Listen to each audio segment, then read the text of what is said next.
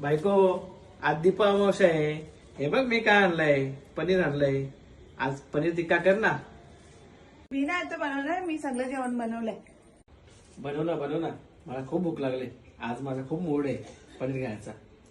मी ना आता बनवणार, उद्या ऑफिसला जायला बनवे. काहीतरी आयडिया करावं लागेल. ते बहिणीला फोन करून बघतो.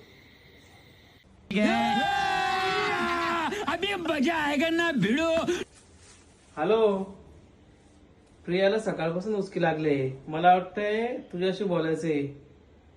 के तुझ्याकडे देतोय. हॅलो,